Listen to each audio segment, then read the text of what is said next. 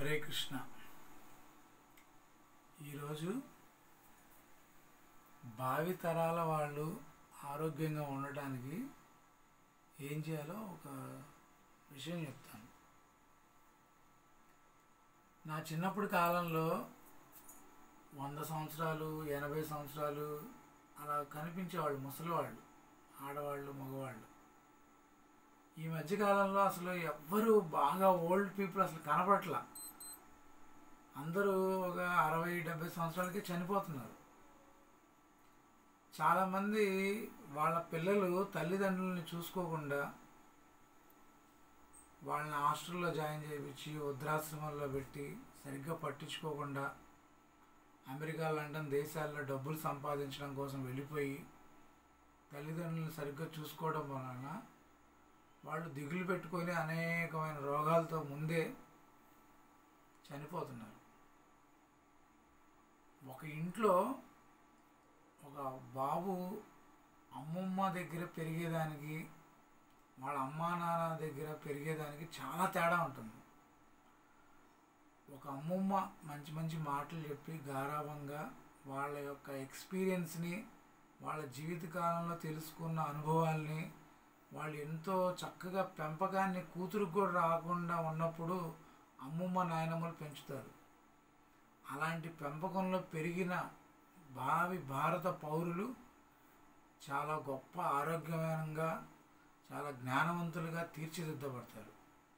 ముందు మన భావితరాల వాళ్ళు ఆరోగ్యంగా ఉండాలంటే మనం మన తల్లిదండ్రులను చూసుకోవాలి.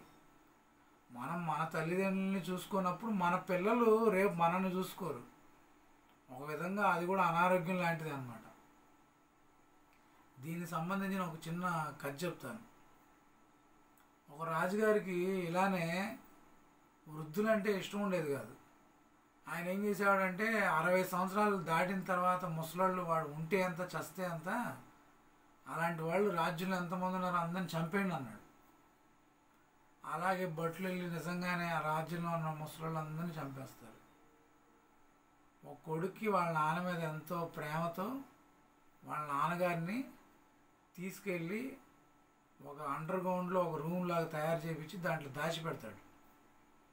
అయితే కొన్ని రోజులైన తర్వాత ఈ రాజుగారు చేసిన పాపం వల్ల కరువు కాటకాలు వచ్చి మొత్తం ఆ రాజ్యం అంతా దుర్భిక్షం అయిపోయింది. మళ్ళీ పంటలు పండించాలన్నా ధాన్యానికి నాటడానికి కూడా ధాన్యం ఉండేవి కాదు. అప్పుడు ఏం చేయాలని రాజుగారు కూడా చాలా మల్లగులాలు పడతాడు. అప్పుడు ఈ ముసలాయన ఆయన బయటకు వచ్చి వాళ్ళ కొడుక్కి ఒక సలహా ఇస్తాడు. ఏమనిస్తాడంటే, నాయన, ఎద్దులు బండి మీద మనం ధాన్యం తీసుకెళ్ళిపోయేటప్పుడు రోడ్డు మీద కొన్ని ధాన్యం పడిపోతాయి కదా, అప్పుడు మట్టి రోడ్లు ఉండేవి కాబట్టి ఆ మట్టి రోడ్లని దున్నండి, అక్కడ ధాన్యం వస్తాయి, ఆ ధాన్యంతో పొలాలు వేయండి అని చెప్తాడు. ఈ విషయాన్ని రాజుగారికి చెప్పని చెప్పి కొడుకుని పంపిస్తాడు. అప్పుడు ఈ కొడుకు వెళ్ళి రాజుగారికి ఇలా చేయండి, ధాన్యం వస్తే ఆ ధాన్యంతో పంటలు పండుతాయండి అని చెప్పి మట్టి రోడ్లను తవ్విపిస్తారు. రాజుగారికి ఒక డౌట్ వచ్చింది. ఇంత ఆలోచన నీకు ఎలా వచ్చింది? ఇది నీకు వచ్చిన ఆలోచన కాదే, దీంట్లో ఏదో మర్మం ఉంది, నిజం చెప్పు అంటాడు.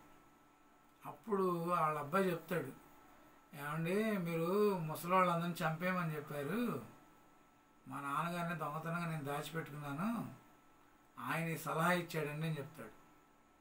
మళ్ళీ రాజ్యం సక్రమైన మార్గంలో వస్తుందన్నమాట. అందువల్ల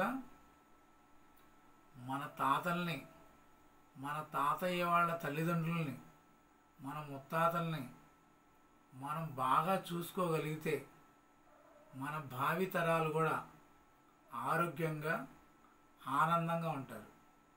హరే కృష్ణ.